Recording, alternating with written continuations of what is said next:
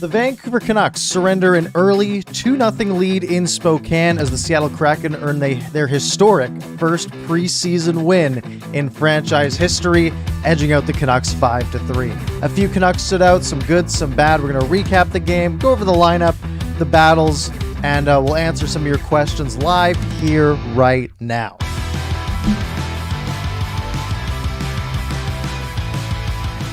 Good evening, folks, and welcome to the inaugural preseason Vancouver Canucks ParkersPucks post-game show. Hope you guys enjoyed the Canucks versus Kraken preseason game. They are doing a shootout right now that we're going to kind of track off to the side. I'll update as things go, but hopefully we'll have a fun show nonetheless. We're going to start off. We're going to recap the game sort of like my old videos would do. So if you're tuning in at the post game, not live, but just watching the video afterwards, this is going to be similar to the video from before. So to start out, Artur Ceelos gets the start for the Canucks tonight. Philip Grubauer in between the pipes for the Seattle Kraken.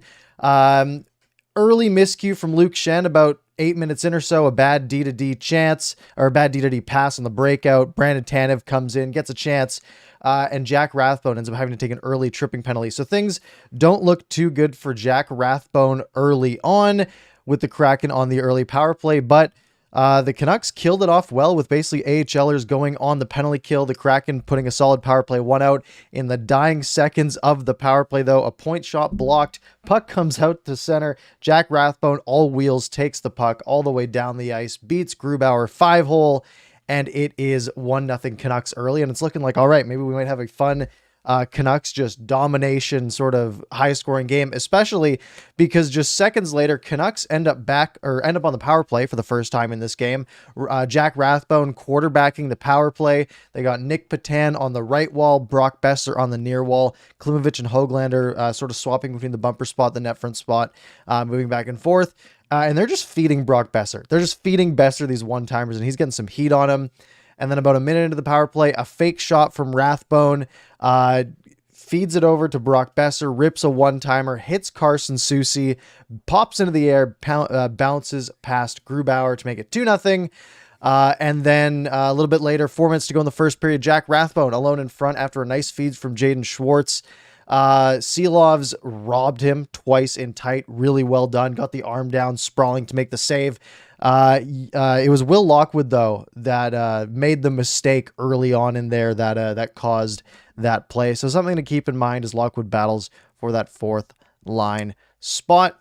Kraken would go to the power play in the second period to start the second period after a bad penalty by Olli Juolevi late in the first. Sort of can opener to guy, got the stick between the legs. Didn't work out well for him. Second period. The Seattle Kraken struck back to make it a 2-1 game just 2.5 minutes into the second period. Little battle behind the Canucks net. Nathan Bastian going behind the net, passes it, little backhand, gets the goalie going the wrong way. Riley Sheahan catches Ceelos moving the wrong direction, and it's 2-1. A bad penalty from Jason Dickinson as Nick Patan misses the net here in the shootout. Jason Dickinson, a bad cross check on Donato about 2 feet away from the boards. Easy call for the refs to make. Canucks go to the penalty kill. Ceelos ends up taking a high shot from Jared McCann, sort of catches him like neck, head area. And then just about a minute later, Jared McCann takes another shot at the exact same location, except this time he beats Ceelos to tie things up at 2. And then the penalty troubles continue for the Canucks. Madison Bowie hits Appleton, another sort of iffy check, sort of on his blind side into the boards. Donato rips one off the post, and then he gets a beautiful cross-ice pass from Jordan Eberle, like a sauce, through the crease all the way to the far corner, and it is 3-2 Seattle. The Canucks did answer quickly, though. Tied it up. Kyle Burrows, not Alex Burrows. Kyle Burrows, a shot from the point, batted down with an absolutely high stick, potentially from Nils Höglander, reaching up, swatted it down to make it 3-3. And we go to the third period. 50 seconds into the third, disaster strikes.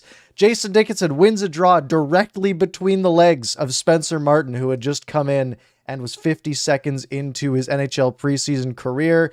Geeky didn't touch the puck. He gets credit for it, unassisted. And then with 7 minutes to play, Klimovich gets a hooking penalty, so the Kraken go back up to the power play. And then on that, Morgan Geeky would add one more goal with about 5:22 to go, which wrapped things up in Spokane, except for this shootout goal that I think Jack Rathbone might have just scored. But as always, we have our pluses, our minuses, and our game pucks to give out. So let's start with the pluses. We'll go to the minuses, we'll go to the game pucks, and then we'll have some discussions with you guys in the comments who are here live watching, and we'll answer some of your questions. So some of the pluses: Artur Ceelos in net. Who would have thought that he would have had an excellent game? Remember, he is battling for a spot in Abbotsford with Spencer Martin, and Mikey DiPietro, right? Looks like Martin's going to be the odd man out there, which isn't too surprising. But, trying to solidify some starts for himself in Abbotsford. I thought Brad Hunt was pretty solid.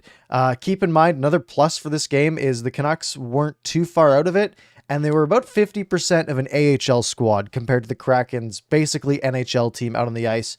You look at the goalies, right? Their goalies were Grubauer and Dreger, and the Canucks goalies were Ceelos and Martin. Neither of the NHL guys getting any ice time there in Demko or Halak, as they are still up here, or even DiPietro, as Demko and Halak are still up in Vancouver or probably Abbotsford or wherever they are. I thought the Seattle broadcast was good. I like their coverage. I like John Forsland. I thought JT Brown did a good job. I thought their whole broadcast was good. I like that the Kraken's goal song is a Nirvana song. That's pretty sick. What else did I have on my list here? Oh yeah, the biggest plus of all, and I think everyone here can agree, hockey's back. Canucks hockey is back, baby. And the Canucks go again tomorrow night. And keep in mind, I'm not going to have another post-game show after the game tomorrow night, because I'm going to have Canucks After Dark at 10 p.m., which you can find linked in the description. Some of the minuses: Canucks were heavily outshot. They showed a graphic in the third, early in the third, and it was like 29-10 for Seattle, the shots at that point. But again, keep in mind, like 50% AHLers. It's hard to get too many minuses out of this one. I think Luke Shen had some real iffy times. Rathbone had a couple of defensive issues. Ulevi had a couple of skating and defensive issues. But then to counteract that, Rathbone had the nice goal. I thought Rathbone looked really dynamic. I thought Ulevi had a couple of really good defensive plays in the third period. So there's still this three-way battle for the third left defense spot between Ulevi, between Rathbone, and between Brad Hunt. I still think Rathbone's the favorite there, but Travis Green might want a guy like Brad Hunt for the experience. Game pucks for this one, I am going to give it to Artur Ceelos for the Canucks. I thought he was excellent, and he just had a really good performance all around. And for Seattle, I'll give it to Morgan Geeky, who scored 2 goals in the third period, the game winner, and the clincher, the insurance goal with about 5 to play. All right, let's go to your topics, your questions. A couple of other topics that I did want to touch on while we're still here. Sportsnet not airing this game. Now, a couple of obvious reasons. One, the game's in Spokane. It's not in a convenient place to go to. And 2, it's preseason, right? Those are sort of the 2 arguments. But it did kind of suck, right? You have people who, if you're trying to watch the game, if you're on TELUS, you don't get the free preview to center ice. Basically no way for you to watch the game legally. Even though, Root Sports was broadcasting it, maybe they could have got a license or something like that. But let's go to some of your topics. John says that he thinks the game puck should go to Ceelos. Agam says Ceelos and Klimovich. I thought Klimovich was okay. He looked like he sort of belonged in like physicality NHL wise. Like he didn't look out of place, but he didn't really stand out for me too much. More love for Ceelos from Parker White here. I'm going to scroll up in the chat and try to catch up for what you guys were talking about during my sort of recap spiel. D-Train mentioning that it was sort of an AHL roster against an NHL roster. Absolutely. And again, it's one of those things where we shouldn't be putting too much stock into the performance and be like, oh no, the team lost. It should be more so, hey, let's look at how each individual player did, and things like that. So one thing to keep in mind, right? You look at the guys who weren't there for the Canucks. The Pearson and Horvat duo weren't there.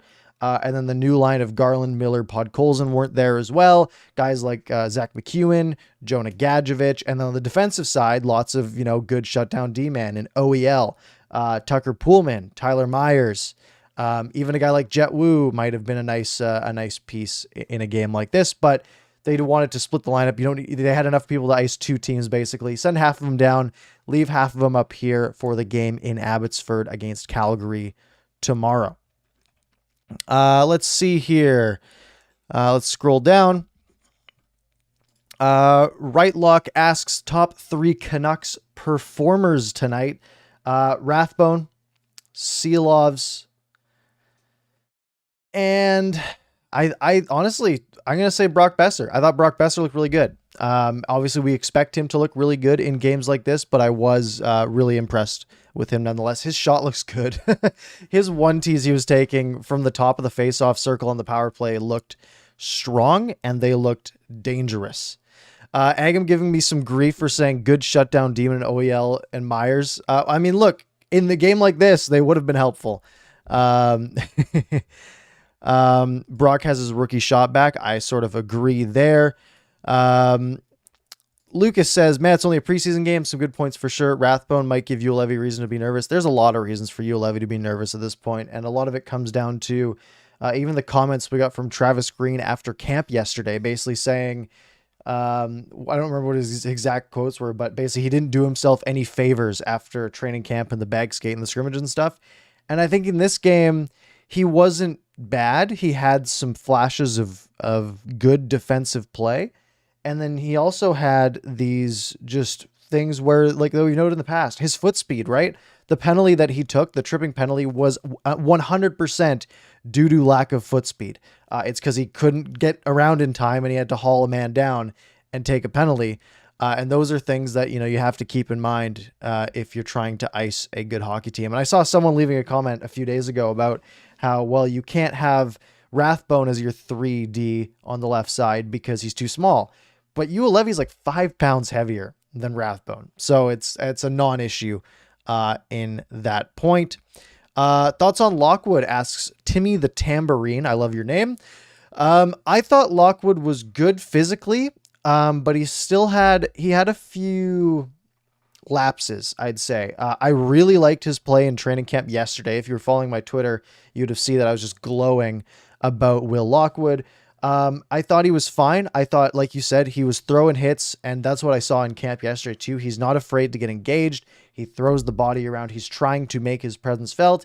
He did have a couple of miscues. There was the one miscue in the defensive zone that led to the one chance where Jaden Schwartz fed it in front to, who was it? He fed it to someone in front, wide open in front, first period. Don't remember who it was. But Ceelos had to make a great save. It was McCann who ended up alone in front, and that was sort of off of a Will Lockwood failed breakout pass. So there's some good, there's some bad. I think he's still young and he's still working on some of the mistakes, moving up to this NHL level, hopefully, but I think we'll see more from him in preseason that will probably decide where he ends up. Any chance that one of our LD could play RD? They could, but I don't think there's much of a need, right? I mean, you already have enough guys sort of on that side. I don't think there's much need to switch them up. Do I think betting sides Petey or Hughes soon? I'm sure it'll be done soon. I know they're chatting 24/7 all day, every day. I hope it gets done, but I'm sure it's done by October 13th. We still got 2.5 weeks until opening night. Ulevy has it rough because he's not going to wow you. It's already hard for him to stand out. Now, the fact that Travis Green doesn't like him and Rathbone's electric, yeah, he's never going to stand out. But there are ways to not stand out and still be really solid. The problem is that you have to never stand out negatively if you're never going to stand out offensively either, right? Jack Rathbone, we saw a couple of mistakes. We saw the penalty he took. We saw a couple of iffy defensive moments. But then you counterbalance those with those really effective offensive plays. One where he steps around a man and opens up a whole new passing lane in the offensive zone, or he goes in on a breakaway and scores a goal to open the scoring in the preseason. And, there's those things that you take the good with the bad, where you look at Ulevi and he's not going to wow you offensively, but he's going to make a few solid defensive plays, but he's also going to have a few of those lapses like Rathbone does. So it's easier to look at the fun, offensive, flashy Jack Rathbone, especially because his ceiling seems to be so much higher. Marjorie asking thoughts on Dickinson. I thought he was fine. He took an iffy penalty. And he scored on the Canucks' own net, pulled a Louis Eriksson. But I think he was fine. Canucks, he was useful on the penalty kill. That's for sure.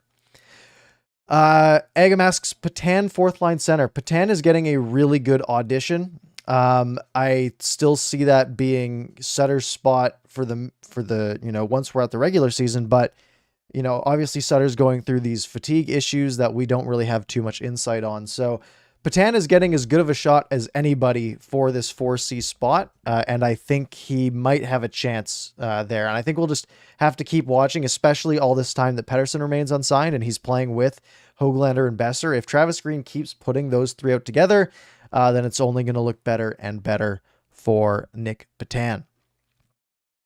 Fangirl asking thoughts on the 3 goals. I thought the Rathbone goal was great, smart, coming out of the penalty box. It was lucky timing off the shot block, quick shot, 5-hole.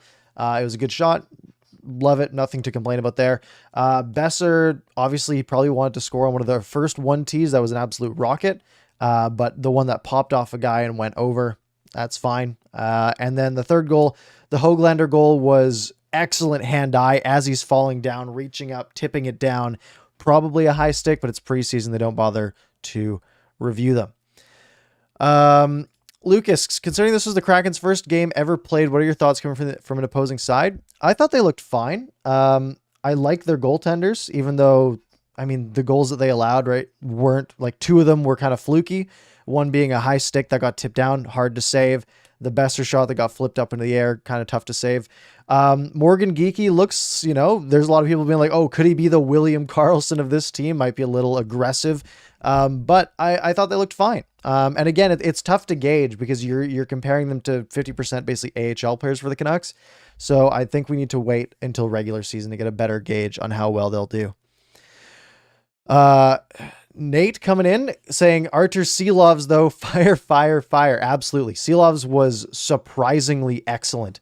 And it's crazy because he's young and the Canucks now have a really solid number 1 in Demko, a really solid backup in Halak, a really solid AHL starter in DiPietro, and a guy in Ceelos who looks like he can take 25 AHL games this season and actually be a competitor and potentially, either help this team, this AHL team, which the Canucks have clearly tried to build into a contender, maybe to the Calder Cup playoffs or beyond. Again, we'll have to see what happens there.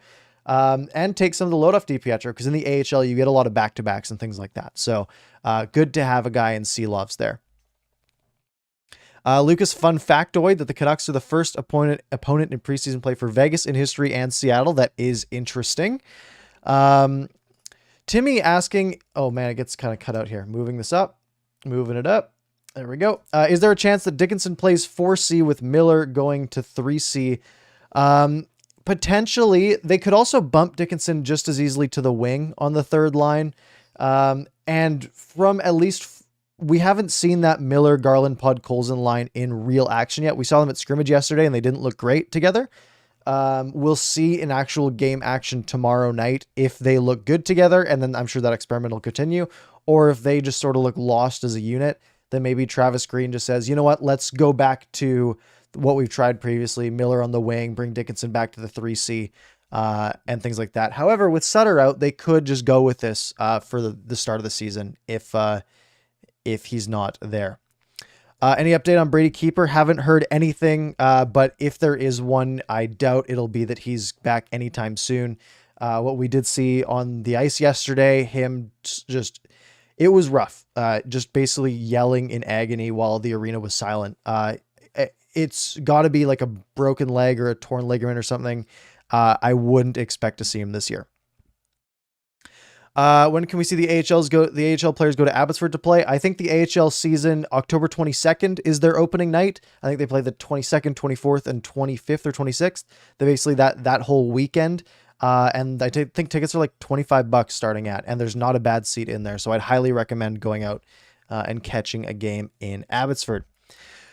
Kai asking, saying ceelos played amazing. Why wasn't DiPietro dressed, especially since he was rostered for the game? Well, they're carrying 5 goalies right now, and you can only dress 2, right? So they had Ceelovs, they had Martin, they had DiPietro, all there in Seattle. I think their thought was, let's bring 3 goalies down there in case one gets hurt, like in warm-up or something. You want to always have 3 goalies on hand if you can, especially in preseason. But I think you can only ice 2. So they just went with those 2. I'm sure DiPietro will get some time, maybe not in tomorrow night's game, but later down, he'll probably get a couple of half games later on in the preseason.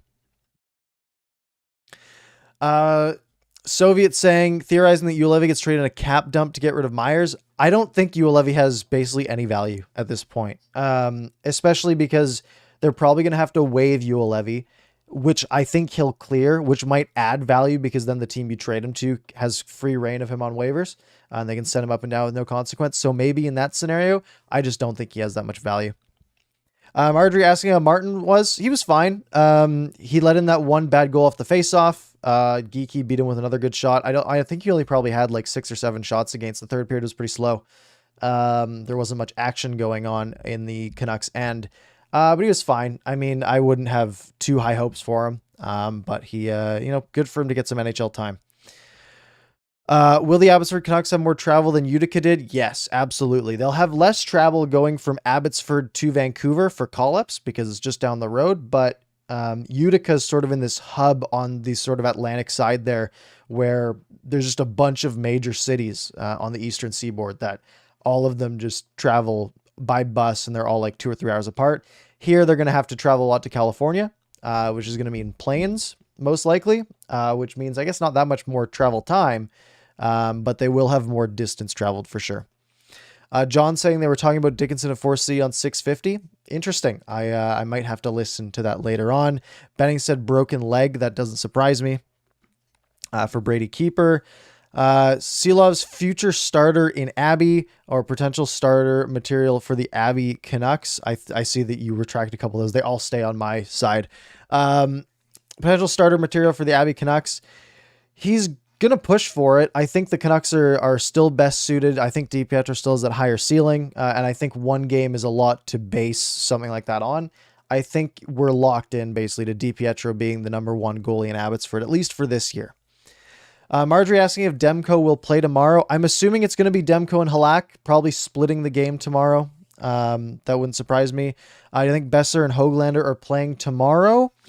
I'm not sure. So if we look at the guys who weren't there, right? There was Pearson, Horvat, McEwen, Garland, Miller, Podkolzin, Gadjevich, Wooters, Chiasson, Dowling, Nielsen, Connor Lockhart, Carl Plashik. Like, there was a lot of names that didn't play. I wouldn't be surprised if everyone that played tonight doesn't play tomorrow, and they just let everyone else play tomorrow, and they just sort of like a split squad, but on different days. And then when we get into the next set of preseason games, they might have a bit more of an NHL caliber squad out on the ice. Agam saying you wish loan deals are more like it's how it's used in soccer. Yeah, I think they basically just use the AHL, but we've seen some players go to Europe, especially when they're young, because you can retain their rights for a while. Soviet says, you think the Canucks should get rid of Myers to clear cap? I don't know if Myers has positive value, but I do think he has a negative cap hit. What's up, Justin? Justin saying it all started so well, but thoughts on Hunt? I thought he was solid and physical. Yeah, he was one of my pluses for the game. I mentioned that he looked decent out there, and that's sort of exactly what you want from Brad Hunt, right? You want him to be the guy who can be your 7th defenseman, sitting up in the press box every night, or playing on your 3rd pairing. If someone gets hurt, he can move up, he can move down. He can just be a journeyman that plays wherever you need him to, and he's always going to do just fine. And I think that's what we saw from him tonight. Fangirl asking if McEwen makes NHL or AHL this season. Well, we didn't see him tonight. I think there's a big glut of guys going for that spot, right? You've got guys like Highmore. You've got a bunch of names. You got like Gadjevich. You've got Chiasson if they do end up signing him. Who else do you have? You've got Lockwood, you've got Dries, you've got a bunch of names of guys who could sort of fill in that fourth line role. I think McEwen probably gets a good chunk of games in the NHL and might be a press box guy for a lot of the season and might be moving back and forth. We'll see. Luke is asking if I'm planning to go to any preseason games. I don't know. I'm going to be out of town for a few of them, but I might try to go to the game next Sunday, but I don't have that locked in yet. Casket Brain asking how Will Lockwood was tonight. I thought he was fine tonight. He was physical. He was engaging. He had a couple of mishaps, but all in all, I think he was decent. Noah asking if I watched the game or listened to it. I watched it. I've watched it legally. Chris DeMarco asking thoughts on Rathbone. I sort of mentioned this earlier where you'd got to take the good with the bad. You get the good offensive dynamic, good skating, all that good stuff. He was decent defensively, couple of mishaps, an iffy penalty. All in all, I think he's going to make the team. I think he's the best option to make the team. Asian goalie, thoughts on the shootout. I had started the stream before the start of the shootout because the game was over. I did watch it sort of out of the corner of my eye as I was doing my intro. I did see Rathbone's goal, kind of snuck through there and just across the line. Yeah, Rathbone can finish, apparently. Jay Kang, where should Klimovich play this upcoming season? NHL, AHL, or junior? I don't think he should play in the NHL because I think there's such, like I said, sort of a glut of low lineup wingers, right? I don't think having him in the NHL roster, like playing on the fourth line, improves the team over having a guy like Will Lockwood or Matthew Highmore or guys that are going to fill that role. And then if you don't have him there, you can put him in the AHL and have him playing a lot of minutes, or junior and have him playing a lot of minutes. Now, I would have told you junior a couple of weeks ago. However, after watching him in the scrimmage yesterday and in the game today, I think he's ready to play professional hockey. I don't think he needs to play junior, in my opinion. I'm not a scout. I'm not a GM. This is just my thought. But I think he's like physically ready enough to be playing pro hockey. So I think I'd like to see him in the AHL, but I'm not entirely sure. Agam, who would you pick for the fourth RW and third LD? You'd pick Highmore and Rathbone. My fourth right winger would probably be Will Lockwood right now. But I that's not my prediction. My prediction is Highmore. My hope is Will Lockwood. And then my pick is Rathbone. And my thought is a toss-up between Rathbone and Hunt right now. Fangirl asking about the thoughts on the Canucks 2-week road trip to start the regular season. I think it's good. I think it's good to sort of get it out of the way while you're rested. And Travis Green had a really good quote on this a few days ago saying, look, there's a lot of new guys on this team. What better way to bring a group together bonding wise than just a road trip to start the season, right? Everyone on planes, on buses, in hotel rooms together for 2 weeks, just a big bonding experience. And then you come back, play a bunch of games in front of your home crowd. I'm fine with that. Justin asking about the whole Hamonic situation. I don't know the specifics on how the contract thing works on like voided games or whatever. I think if it's the Canucks choice not to put him in the lineup, then I think it goes on the Canucks side, but I'm not entirely sure. We're going to answer the last few questions. I do want to make these usually around 30 to 40 minutes. I think we'll go a little bit longer being sort of the first one today. We'll shoot for 40. So we'll take about 9 more minutes of questions here. So get them in now. Lucas, any Canucks players to eye on this season from your end? Brock Besser is one. He is looking good. And I mentioned this in the scrimmage yesterday. He just seems to always be in open ice. He seems to always be going to the right areas of the ice. And I've been really impressed with him. By the way, hit the like button if you're here. He's my main one. I am really excited to see guys like Podkolzin and Garland, though, especially Garland. Hopefully he can put something good together. Noah's saying, how did ceelos play today? He was excellent. For the role they had him in, he was really, really, really good. Let in a couple of goals, but he made some excellent saves. And for basically how old is he? Is he like, he's like 20? He's 20 years old. To be a 20-year-old goalie who's like a 6th round pick making good saves like that. I thought he was really, really good. Who should the centers be if Petey doesn't play for the start of the season? Well, you're going to have Horvat, you're going to have Miller, you're going to have Dickinson, and then it's the 4 that's questionable, right? In theory, that would be Brandon Sutter. You could also do a guy like Nick Patan, who I think would be a fine choice. I think those would be the main 2. I'm not hating on Patan's game, to be honest. Next question. How much of a difference is there between Shen and Hamonic? I don't think Shen looked great tonight. But I don't know if it's a huge difference. I think it is a difference. I think Hamonic is a good bit better.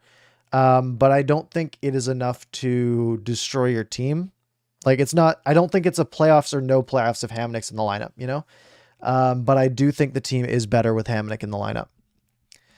Hoaglander needs to stop trying to do too much. Keep it simple. It's preseason. If you want to try to do too much, try to do too much. I don't know. He's good enough where it always seems to work out for him. Even if it didn't tonight, usually it does. How would you react if Petey and Hughes on a Monday when you have Canucks After Dark on those days? That would be great because it would be an entire show of things to talk about.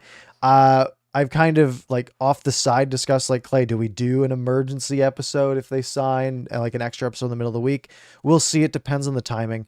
It might just be videos on our own channels when that happens. We'll see. Any players who really surprised you tonight? There weren't any big surprises. I think ceelos is really the only big surprise. Everyone else sort of did what I expected. That's kind of it. Lucas asking if we've decided on a prop bet prize. We have not yet, but we've had some thoughts so far, but nothing totally locked in. Hello, Hope. Anna, I think that's you, Anna, right? Good to see you. I think you changed your name, unless that's someone completely different. In that case, I'm sorry. Justin, anyone else, but you kept getting confused when they heard Burrows on the broadcast. Yeah, Kyle Burrows was weird. I saw a tweet that he's wearing Bertuzzi's old number, which is very confusing. But yeah, definitely something that was interesting. Where did Burrows come from? I think he's just on a AHL deal, if I'm not mistaken. Or did they sign him to a real contract? I think they did. He's on a 2-year, 2-way contract with the Canucks at $750K. And then $500K in the minors. So just a AHL body basically that gets paid really well. It is Anna. Yes, I got it right. Nice. Noah, how did Ulevi look today? Fine. Just fine.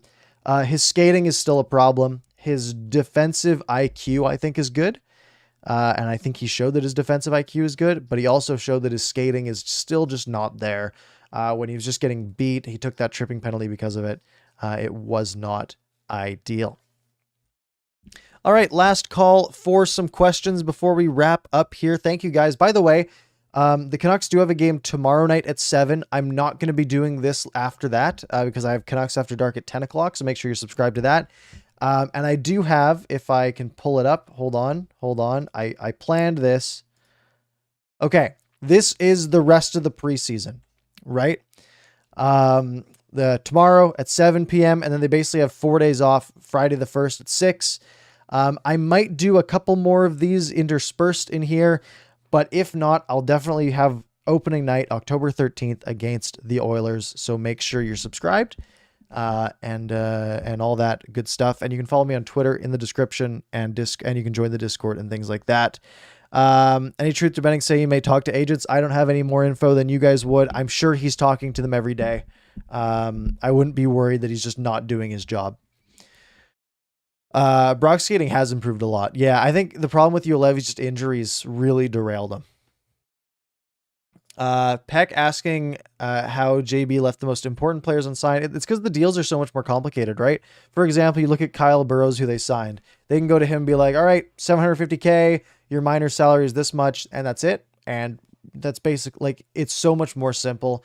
And these are team-defining contracts, right? They're much harder to get done.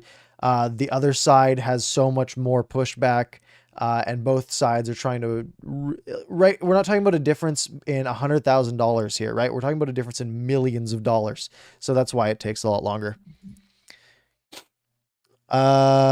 All right, let's see here. Right Lock saying, feel terrible for Ulevi. 2 major injuries, gets hit hard with COVID. Yeah, no, I feel for Ulevi. Look, I bash on him a lot.